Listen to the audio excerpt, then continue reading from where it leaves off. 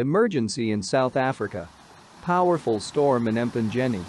A major storm has rocked Empangeni in South Africa, leaving homes, shopping centers and vehicles damaged and trees uprooted in the roads. Sadly, it is believed that 2 people lost their lives when a wall fell down behind a mosque. This has not yet been confirmed.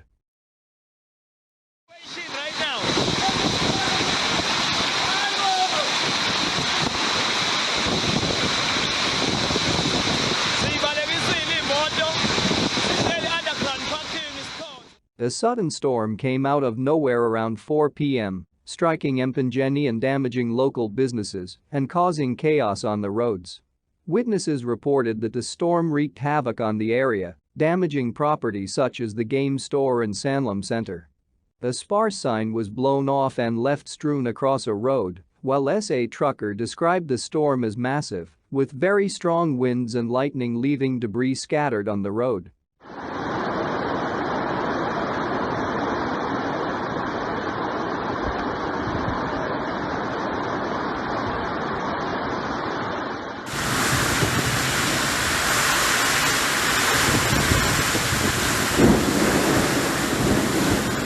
Jasper K., a local resident, shared his experience of a nightmarish trip home from Empangeni amid the heavy rain that was bucketing down.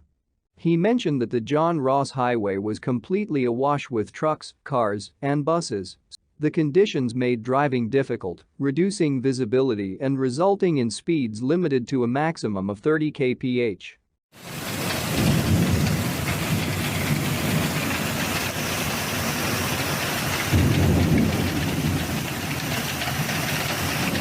Despite the challenges, Jasper K. praised the excellent behavior of drivers who avoided speeding and overtaking.